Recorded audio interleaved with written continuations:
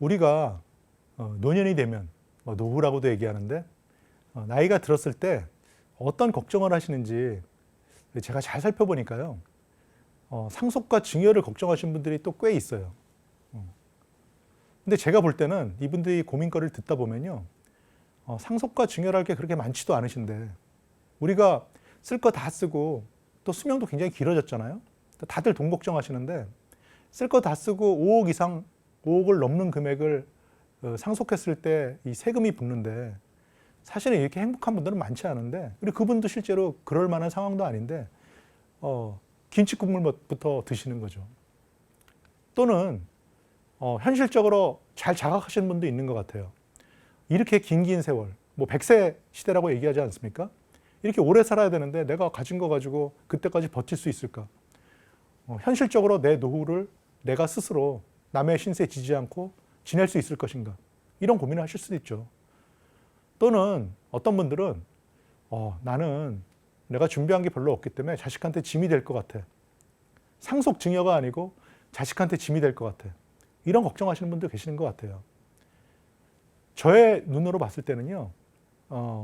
이 생애설계 관점에서 볼 때 한국 사람들이 사실은 그렇게 연금을 많이 준비하신 분들이 많지 않거든요. 그래서 실제적으로는 상속과 증여를 걱정하실 필요는 그렇게 많지 않을 것 같습니다. 실제로 상속세를 내시는 분들이 전 국민의 한 3% 정도밖에 안 되거든요. 그래서 노후 생활비 마련, 그러니까 자기 노후를 자기 스스로 남의 신세에 지지 않고 지낼 수 있다고 하면은 저는 굉장히 훌륭하게 열심히 사신 분이라는 생각을 합니다. 또는 그게 준비 안 되면은 자식한테 짐이 될 수도 있거든요. 두 번째, 세 번째 경우가 제가 볼 때는 대다수이실 것 같습니다.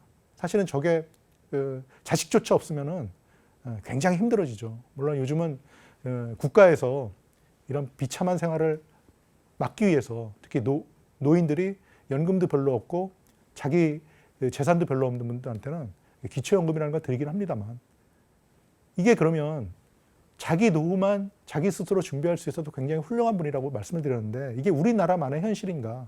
그렇지는 않습니다. 한번 저 테이블을 한번 보실까요? 저게 2010년도 상황인데요. 한국의 경우에 연금에서 노후 생활비를 충당한다 하는 비율이 13% 정도밖에 안 됩니다. 근데 우리가 선진국이라고 하는 국가들을 한번 보십시오. 뭐 미국, 일본, 독일 이런 나라들 보면요. 작게는 67%에서 많게는 노후 생활비의 84%까지 연금 중에 뭐가 있습니까? 우리나라의 국민연금처럼 공적연금이 있죠. 공무원연금처럼 공적연금이 있죠. 또는 그 IRP나 또는 개인연금, 그다음에 연금저축 이런 그 사적연금들이 있죠.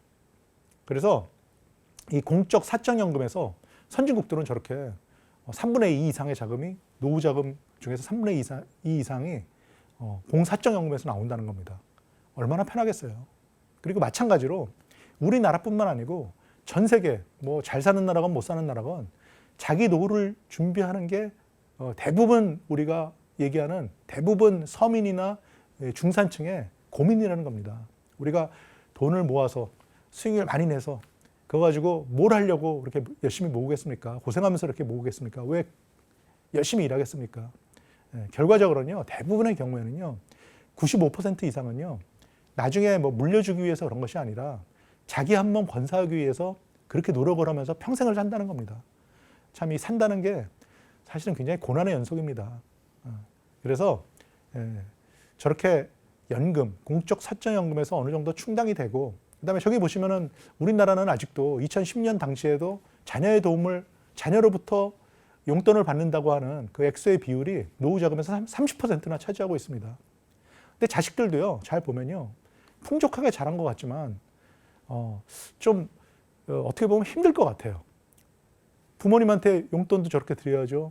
자식들도 요즘은 또 돈 많이 들어가잖아요. 그래서 우리가 그 선진국들처럼 저렇게 공적 사적연금을 이렇게 좀 만들어서 거기서 대부분을 충당한다고 하면 뭐 저쪽에 보세요. 미국, 일본, 독일. 뭐 미국하고 독일이야 우리랑 조금 다른 사람이라고 생각해도 우리랑 굉장히 비슷한 일본 사람들도 자녀로부터 도움을 받는다는 그 비율이 2%가 안 되잖아요. 우리도 저렇게 될 거라고 생각합니다. 왜냐하면 젊은 세대도 힘들거든요. 부모를 복양할 여유가 없는 거죠. 뭐 각박해서라기보다는 뭐 자녀가 부모를 생각하는 마음은 뭐 옛날이나 지금이나 동서고금 뭐 다를 거 없지만, 그렇지만 앞으로 저렇게 되지 않을까, 뭐 이거 쉽게 상상할 수가 있어요. 그다음에 기타 자금이 있잖아요. 기타 자금이 뭐겠어요? 연금이 부족하면 자기 재산에서 뭐 예금이나 또는 집이나 이런 걸 좀 줄이든지 아니면 거기서 인출을 해서 쓸 수밖에 없겠죠. 그래서 기타 자산은 저런 거라고 생각하고요. 한국에서는 지금 기타 자산을 잘 활용하는 것도 굉장히 문제가 됩니다. 왜냐하면요, 우리가 모을 때 뭐 수익률을 높인다든지 오랜 기간 모은다든지 또는 많은 액수를 적립한다든지 뭐 이런 방법을 통해서 많이 모으는 것만 생각하시는데요. 이 모은 자금을 어떤 방식으로 인출하느냐에 따라서 이게 10년을 쓴 자금이 될 수도 있고요. 20년이 쓸 자금 더 늘릴 수도 있고요. 그리고 또는 100만 원씩 꺼낼 수도 있는 게 또 인출하는 방법에 따라서 125만 원을 꺼냈어도 충분할 수도 있습니다. 그래서 제가 오늘 돈의 수명에 대해서 말씀드린다 이렇게 얘기했는데, 오늘 제가 그런 얘기를 하고자 하는 것입니다. 제가 또 그 머리 아프시게 계산을 하나 해봤는데요. 제가 찬찬히 설명드리도록 하겠습니다. 우리가 연금이 없다고 하면 가진 자산에서 조금씩 꺼냈어야 되거든요. 저희들은 이것을 인출 전략이라고 얘기합니다. 근데 인출을 할 때 우리가 60에 정년을 맞잖아요. 그리고 노후는 저희들이 노인이 되는 시기를 65세로 보거든요. 근데 60세든 65세든 내 그 시점에, 예를 들어서 60세에 내가 3억을 가지고 있는데 이걸 어떻게 인출해야 될까 이런 고민하실 때 이 인출하는 기간이 굉장히 길거든요. 요즘 100세 시대라고 그러잖아요. 진짜로 100세까지 사신다고 하면요, 60세에 시작해서 40년간 인출해야 된다는 것입니다. 그래서 저런 계산이 가능한데, 인출하는 기간이 길기 때문에 이 자금에서 또 수익률이 어느 정도 붙는 기간이 생기는 거예요. 장기 투자하는 그 자금이 되는 겁니다. 그래서 남은 자금에서 수익이 계속 생기면서 인출을 하는 이런 것이죠. 그래서 예를 들면은 내가 목돈 3억 원을 가지고 있는데 한 달에 내가 그 3억 원에 3%, 그럼 월로 따지면은 75만 원이 되거든요. 3%씩 꺼내 쓴다고 했을 때 남은 돈에서 1%의 수익률이 생긴다고 하면 33년 동안 인출할 수 있다는 겁니다. 근데 저기 조금 제가 머리 복잡하지만 현실적인 그 변수를 하나 더 집어넣을게요. 우리가 75만 원씩 40년간 꺼냈다 보면요, 첫 해에는 75만 원이 쓸만한 돈일 수 있지만 40년 후에 75만 원이라고 하는 것은 굉장히 가치가 떨어져 있을 거예요. 그 이유는 인플레이션 때문에 그렇습니다. 우리말로 물가상승률이라고 하죠. 그래서 물가상승률을 감안해서 매년 제가 저 도표에서 물가상승률을 1년에 1%라고 가정을 했거든요. 실제로 작년부터 올해까지는요, 물가상승률이 5%를 넘었습니다. 근데 제가 이게 특수한 상황이라고 보고 평균적으로는 한 1%다. 그래서 아주 낮춰 잡았습니다. 물론 저는 1% 물가상승률이 지속될까 이런 거에는 조금 의구심이 있습니다만 1% 물가상승률을 가정했을 때 첫 번째 달에는 75만 원을 꺼내 쓰지만 1년 후에는 75만 원이 아니고 76만 원이 될 수도 있고 77만 원이 될 수도 있겠죠. 야금야금 올리면서 꺼냈어야지 내가 생활할 수 있는 수준의 그 액수가 될 것이거든요. 그래서 그런 가정을 하면서 첫 번째 3억 원에서 1%의 수익률을 내면서 75만 원씩 인출했을 때 제가 계산해 보니까 33년 동안 쓸 수 있더라고요. 만약에 잔고에서 1%의 수익률이 아니고 3%의 수익률을 낼 수 있다고 하면요, 그 기간이 53년으로 길어집니다. 그리고요, 만약에 5%의 수익률을 꾸준히 내면서 인출한다고 하면요, 그 기간이 무한대가 됩니다. 즉 이자만 꺼내서도 살 수 있다는 거예요. 원금은 그대로 보존되면서 어쩌면 수익률이 더 크면은 원금이 불어나면서 이자도 다 꺼내 쓰지 못하는 이런 아주 행복한 상황이 발생할 수 있다는 겁니다. 자, 그런데 한 달에 75만 원을 산다는 것은 굉장히 좀 힘드실 거예요. 그래서 내가 3%가 아니고 4%, 그럼 월 100만 원이거든요. 좀 더 꺼내 쓴다고 했을 때 저런 식의 계산이 일어납니다. 즉 남은 잔고에서 1%의 수익이 난다고 하면 월 100만 원 꺼내 쓰시는 분은 25년간 쓸 수 있고요. 3%의 수익이 난다고 하면 34년간, 그리고 잔고에서 5% 정도의 수익이 난다고 하면 78년. 그렇다고 하면요, 우리가 60부터 인출해 쓴다고 하더라도 100만 원씩 꺼내 썼을 때 5%의 수익률만 낼 수 있다고 하면, 아니 5%가 아니고요, 남은 잔고에서 3%의 수익률, 뭐 지금으로 따지면 은행 이자율이죠. 이 정도의 수익률만 낼 수 있어도 60세부터 34년이니까 94세이시거든요. 94세까지는 걱정 없이 한 달에 100만 원 정도의 가치를 꺼냈을 수 있다는 거죠. 만약에 월 120만 원을 꺼내 쓰신다고 하시더라도요. 저렇게 되면 이제 3억 원의 5%에 해당되거든요. 매달 5%, 매년 5%의 자금을 꺼내 쓰신다고 하시더라도 5% 정도의 잔고에서 5% 정도의 투자 수익률을 내실 수가 있다고 하면 37년간 걱정 없이 꺼내 쓰실 수 있으니까 60세 시작하신다고 하시더라도 97세 뭐 거의 뭐 안심하실 수 있는 수준이죠. 그래서 저런 계산이 조금 중요합니다. 뭐 저기 물가 상승률도 들어가고 수익률도 들어가고 그래서 조금 복잡하게 생각하실 수도 있지만 저런 계산을 하시면서 내 돈을 어떻게 인출할까 이런 고민을 하실 때가 오실 수 있고 그다음에 지금 고민하시고 계실 거라고 생각합니다. 가장 좋은 방법은요. 사실 저런 계산하기 귀찮을 경우 그리고 저기서 또 물가 상승률이 제가 1%라고 가정했습니다만 저게 가정이거든요. 어떻게 될지 모릅니다. 이럴 경우에는 내가 연금을 그냥 가입하는 방법을 쓸 수도 있죠. 사실은 연금을 가입하는 방법이 가장 걱정이 없는 방법입니다. 아까 선진국들이 노후 자금의 3분의 2 이상이 공적 삭전연금에서 나온다고 했잖아요. 그들이 그러는 이유는요. 연금이라는 것이 노후 자금 중에서 가장 마음 편한 방법이기 때문입니다. 목돈을 집어넣고 연금으로 환산할 수가 있거든요. 그러니까 뭐 즉시연금이라고 하는데요. 그런 방식으로 해서 종신연금. 종신연금이라고 하는 것은 기간을 정해놓고 받는 연금이 아니고 죽을 때까지 나오는 연금을 종신연금이라고 얘기합니다. 국민연금이 종신연금이고 공무원연금이 종신연금이죠. 이런 식으로 환산을 했을 때 3억 원으로 종신연금을 구입했을 때 저희들이 계산해 보면요. 60세부터 월 120만 원씩 천국 가실 때까지 계속 받으실 수 있습니다. 자, 그러면 계산이 나오죠. 위의 도표와 아래 종신연금을 가입했을 때 어떤 쪽이 더 유리한지를 선택하실 수가 있겠죠. 내가 투자 수익률을 더 낼 수 있다 그러면 그냥 내가 목돈을 가지고 굴려서 조금씩 인출하면서 쓰는 것이 낫겠다 이렇게 판단하실 수도 있고요. 나는 그런 그 수익률을 낼 만한 기술도 없고 지식도 없다. 그리고 나는 편하게 나이 들어가지고 판단력도 흐려질지 모르는데 편하게 꾸준히 월급처럼 받으시겠다. 그러면 종신연금을 선택하실 수도 있겠죠. 그리고 내가 언제 천국 갈지도 모르는데 내가 어떻게 100살 넘기면 어떡하느냐 이런 걱정을 하신다고 하면 종신연금을 택하실 수도 있겠죠. 다만 종신연금의 약점이 있는데요. 마음 편하지만 보시면은 액수가 조금 부족하다고 생각하실 수도 있고요. 또 하나는요. 종신연금은 대부분의 경우에 물가 상승률만큼 계속 가치가 떨어집니다.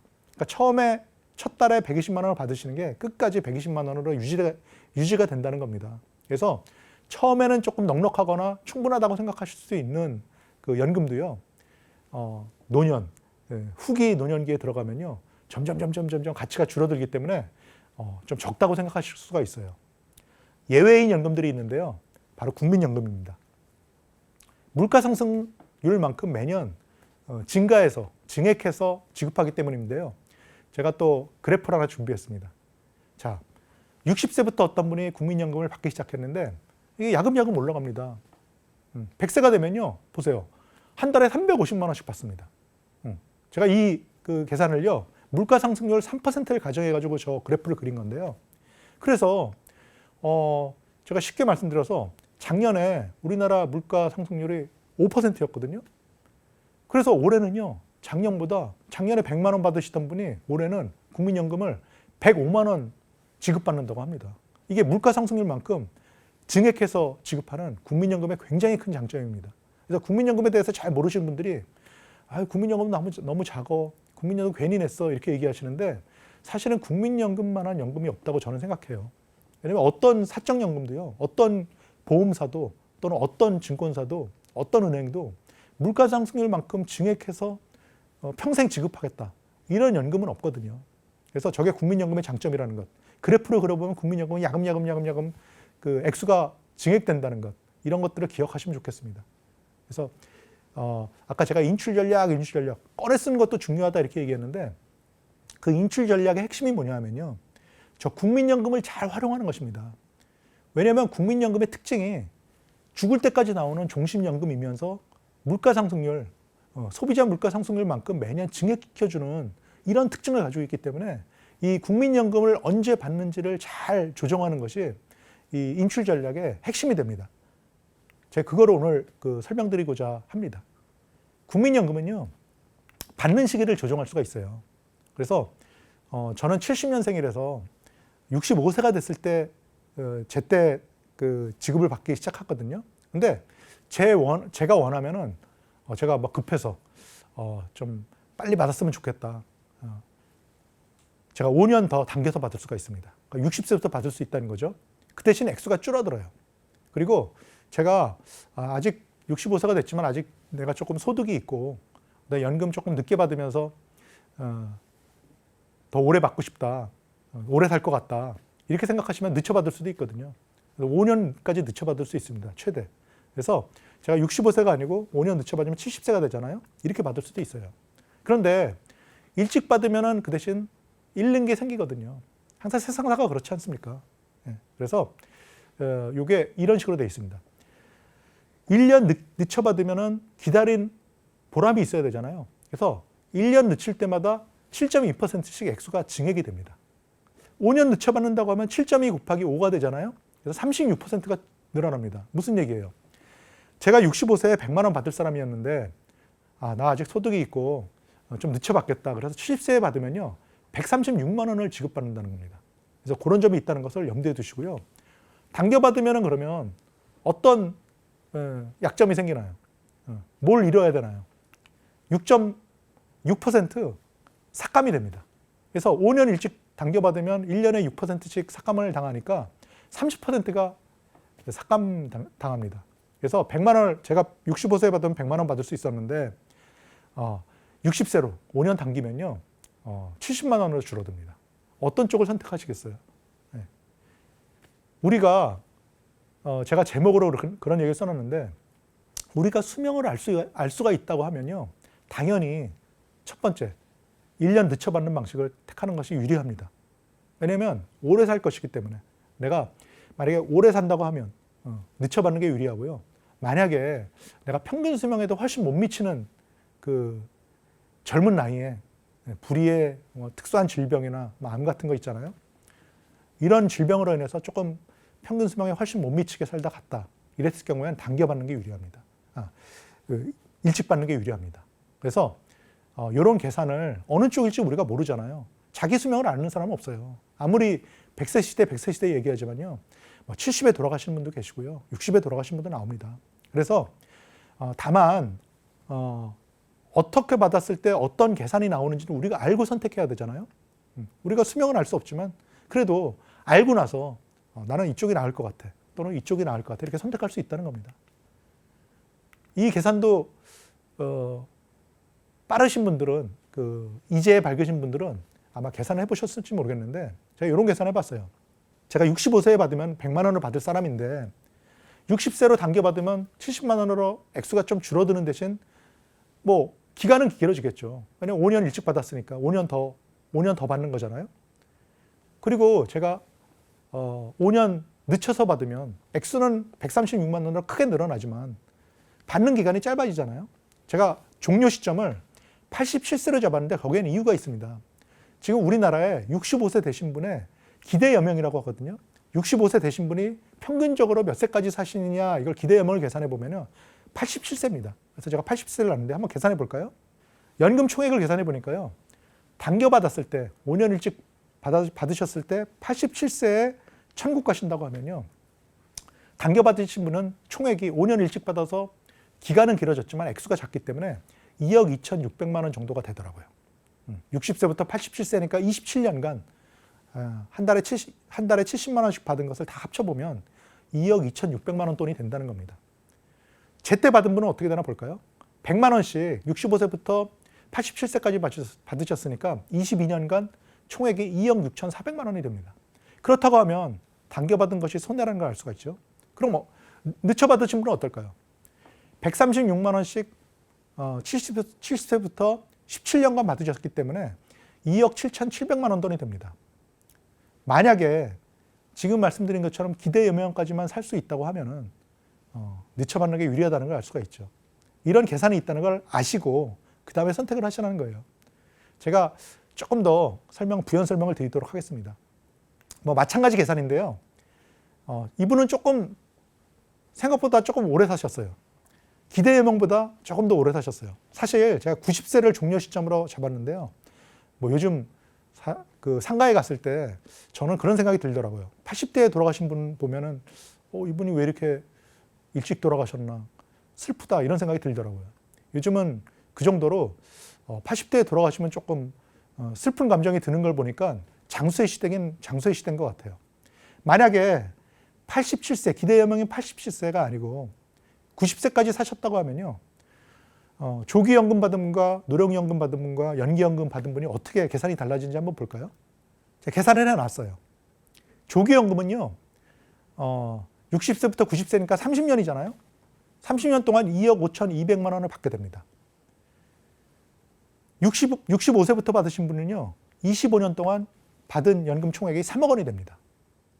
연기연금 받으신 분은요. 더 좋아요. 70세부터 90세까지 20년밖에 못 받았지만 액수가 워낙 크기 때문에 136만 원이나 되잖아요. 그래서 총액이 3억 2,600만 원을 넘습니다. 자, 그러면 만약에 우리가 수명을 알 수만 있고 우리가 90세 이상 산다고 하면 당연히 연기연금을 선택하는 게 유리하다는 걸 알 수가 있어요. 다만 우리가 우리 수명을 알 수 없다는 게 약점인데요. 제가 그래서 보통 그렇게 말씀하시더라고요. 나는 한 80 정도면 충분할 것 같은데요. 물론 제가 볼 때는 그게 착각입니다만 한번 그런 계산도 한번 해보자고요. 제가 60세에 당겨서 받았습니다. 그럼 액수가 월 70만 원으로 줄 거예요. 그러면 75세니까 15년간 받는 거거든요. 그래서 1억 2,600만 원을 받습니다. 제 나이에 받으면 65세에 받으면 100만 원이지만 액수가 오히려 적습니다. 왜냐하면 받는 기간은 10년밖에 안 되기 때문에 1억 2천만 원밖에 안 돼요. 기껏 당겨받지 않고 기다렸는데 보람이 없는 거죠. 늦춰받는 경우는 뭐 더 그렇습니다. 늦춰가지고 내가 70세부터 사실 70세까지 기다리시는 분이 많지 않을 거라고 저는 생각하는데요. 제가 통계를 보니까 당겨받는 분 그리고 늦춰받는 분 비율을 보니까요. 당겨받는 분의 비율이 10배 많더라고요. 인간의 심리는 그래요. 미리 받고 싶고 당겨받고 싶고 당연한 거죠. 그래서 보너스를 드리는 거예요. 물론 이게 정말로 75세까지 정말 일찍 돌아가시면요. 당겨받는 것이 훨씬 유리합니다. 오히려 기다렸던 것이 고생만 했지 보람이 없고 오히려 손해인 거예요. 이 종신연금의 성격이 저렇습니다. 그래서 제가 저 계산도 한번 해봤고요. 어느 쪽이 옳다 그르다 이런 걸 말씀드린다기보다는 저런 계산을 통해서 그래도 내가 선택한 것을 받아들이는 이런 것이 더 합리적인 결정이 아닐까 뭐 이런 생각에서 제가 저런 계산해봤는데요. 개인연금 있잖아요. 국민연금뿐만 아니고 개인연금도 뭐 하나씩 둘씩 가지고 계실 텐데요. 뭐 10년을 부으신 분도 있고 뭐 아주 열심히 부으셔가지고 뭐 20년, 30년 부으신 분도 계실 텐데 상당히 큰 돈이 됐을 거예요. 그랬다고 하면 제가 예시한 분은요 10년간밖에 안 부으신 분인데요. 뭐 저런 경우에는 뭐 액수가 뭐 월 50만 원씩 부었다고 하지만 뭐 그러면 1년에 600만 원, 10년이면 원금만 6천만 원이잖아요. 거기 뭐 이자가 붙고 했겠지만 6천만 원이라고 하는 돈은 뭐 글쎄요. 지금 우리가 사는 모습을 보면 뭐 2, 3년이면 금방 없어질 돈일 것 같습니다. 그래서 액수가 생각보다 많지 않지만 뭐 이런 계산 한번 해볼 수도 있을 것 같아요. 이 개인연금에 대해서 이런 생각을 하시는 분들이 있어요. 받는 방법을 처음에 계약할 때 정한다고 생각하시는 분들이 있는데 이 개인연금도 나중에 완전히 다 납입을 한 다음에 받기 직전에 결정하는 겁니다. 그래서 제가 두 가지 예시를 가지고 왔는데요. 내가 기간을 정해놓고 20년간만 받겠다. 이런 정기연금, 기간을 정해놓는 정기연금으로 받을 수도 있고요. 아까 제가 여러 번 말씀드린 것처럼 나는 죽을 때까지 받을래. 종신연금으로 선택할 수도 있습니다. 근데 제가 계산해 보니까 저렇게 나옵니다. 종신연금은요, 생각보다 액수가 작아요. 액수가 작은 이유는 우리가 생각보다 오래 산다는 것을 의미합니다. 그리고 기간을 20년간으로 잡으면요, 액수가 크죠. 그 대신 좀 불안하겠죠. 예를 들어서 60세부터 받기 시작한다고 하면 80세 뭐 정말 냉정하게 끊기는 겁니다. 그런데 요즘 수명을 생각해 보면 80세 연금이 끊긴다는 것은 굉장히 큰 두려워하실 만한 일일 거거든요. 그래서 저 두 개도 제가 아까 국민연금처럼 계산 한번 해봤거든요. 제가 계산을 좋아해서 그렇습니다. 80세까지 사신다고 하면요. 종신연금이 기간을 정해놓고 받는 연금에 비해서 불리합니다. 6천만 원밖에 못 받는데 20년간 받는 것은 총액이 8,600만 원이나 되잖아요. 근데 90세까지 살면요. 역전이 됩니다. 종신연금은요. 오래 사는 분한테 유리한 연금이에요. 그리고 종신연금은요. 내 수명을 알 수는 없지만 마음이 편한 연금입니다. 왜냐하면 사람은 내가 언제 이 세상을 떠날지 모르는 게 모든 사람이 고민이거든요. 그래서 종신연금을 받는 분들은요. 같은 연금을 받아도 기간이 정해진 연금 또는 예금을 해놓고 야금야금 꺼내 쓰는 분에 비해서 굉장히 편합니다. 이런 특징이 있어요. 100세 시대, 100세 시대 그러시잖아요. 정말 100세까지 사시면요. 종신연금과 20년간 받는 연금은요. 그 가치가 뭐 50% 차이가 납니다. 종신연금은 100세까지 사시면요. 1억 2천이 넘는 돈을 받아갈 수가 있어요. 근데 그 기간을 정해놓고 받는 연금은요. 80세까지 사시든 90세까지 사시든 100세까지 사시든 받는 액수는요. 정해져 있어요. 8,600이라는 거예요. 변하지 않습니다. 그래서 이런 그 특징이 있다는 것을 알아두시면 좋을 것 같아요. 우리가 이제는 뭐 5층 연금 시대라고 얘기해요. 왜냐하면 0층 연금인 기초연금이 생겼고요. 물론 기초연금은 모든 분들이 다 받지 못하시고요. 그 하위 70%에 해당하시는 분들만 받죠. 상위 30%에 해당하시는 분들은 그 0층 연금인 기초연금을 받지 못하십니다. 또는 공무원 연금을 받으시는 분들은 기초연금을 받지 못하십니다. 뭐 이런 제한이 있기 때문에 다 받으시는 건 아니겠지만 그래도 70%의 그 시니어들이 받으니까 0층 연금도 상당히 중요한 연금이 되었죠. 그리고 뭐 점점 늘어서 뭐 40만 원 뭐 이렇게 지금 점점 늘릴 거라고 얘기를 하더라고요. 그리고 국민연금이 있고 퇴직연금이 있고 개인연금이 있어서 4층 거기다가 이게 부족하면요. 요즘 주택연금 활용하시는 분들이 많습니다. 뭐 저도 가까운 저희 아버님께서 이 주택연금을 가입하셨는데요. 그래서 저런 그 집을 맡기고 받는 주택연금까지 또는 즉시연금, 농지연금 이런 거까지 합친다고 하면요. 뭐 5층 연금 이렇게 얘기를 합니다. 저는 저런 연금들을 잘 활용해서 제가 인출 전략 그렇게 여러 번 말씀드렸는데 인출 전략을 잘 짜시는 게 중요해요. 왜냐하면요. 제가 또 그래프를 하나 준비했는데 뭐 이것도 한번 보시면서 그 생각해 보시면 좋을 것 같습니다. 보시면은 우리가 조기연금을 받을 수도 있고 연금을 받을 수도 있고 국민연금도 받는 시기를 조정할 수가 있잖아요. 그리고 아까 말씀드린 뭐 개인연금, 그다음에 주택연금, 농지연금 이런 것도 언제 내가 가입할지가 가입 시기를 정할 수가 있습니다. 그리고 예금은 언제 쓸 것이며 몇 퍼센트를 인출할 것인가 뭐 이런 것도 자기가 다 생각해 볼 수가 있어요. 그러면 저기 위에 그래프와 아래 그래프를 보면요. 그 국민연금을 일찍 당겨받을 경우, 그 다음에 늦춰받을 경우 또는 그 나머지 퇴직연금과 개인연금을 어떤 식으로 인출할 것인가 요거에 따라서 뭐 저 그래프를 제가 다 일일이 그 말씀드리려고 하면 굉장히 복잡해지나 언뜻 보셨을 때 느끼시는 점이 있을지 모르겠어요. 초반기에 많이 몰아쓰시고 나중에 굉장히 얇아지는 현금 흐름이 얇아지는 저 그래프에서 두께가 제가 X라고 표현해 놨는데요. 저게 두툼해지면 두툼해질수록 현금 흐름이 좋아지는 거죠. 매달 나오는 연금액이 커지는 거죠. 그래서 이 인출 전략을 어떻게 짜신가에 따라서 위에 같이 그 빈약한 그 후반기에 갈수록 굉장히 빈약해지는 이런 그래프가 나올 수도 있고요. 아래쪽처럼 일정하면서 굉장히 두툼한 그래프가 나올 수도 있습니다. 근데 저기에서 핵심은요. 종신연금, 특히 우리가 모두 가지고 있는 종신연금이 국민연금이거든요. 거기다 국민연금은 그래프 제가 설명드린 것처럼 계속 물가상승만큼 반영해 주기 때문에 액수가 계속 어느 정도 일정하게 늘어나는 연금이라는 겁니다. 그래서 이 종신연금이면서 물가상승률을 반영하는 이 국민연금을 어떻게 활용하느냐, 받는 시기를 어떻게 결정하느냐가 저는 중요하다고 생각하고요. 우리가 우리 수명을 알 수만 있다면 제가 오늘 설명한 내용들이 하나도 고민거리가 되지 않을 거예요. 요즘을 100세 시대라고 얘기하더라고요. 100세 근처까지 사신다는 얘기죠. 저는 정말 그럴 것 같아요. 왜냐면 저희 부모님도 지금 90이 거의 가까이 되셨는데 너무 건강하시거든요. 허리도 하나도 굽지 않고 아주 정정하십니다. 그래서 우리가 그걸 알 수 있다고 하면 오늘 제가 말씀드린 것들이 고민이 되지 않을 수 있겠으나 우리가 그것을 알 수가 없거든요. 그래서 제가 오늘 제목을 이렇게 잡았고요. 그래서 아까 제가 그 말씀드린 계산을 보시면서 나는 어떤 그래프를 만들 것인가를 다들 잘 조합하시기를 바라겠습니다.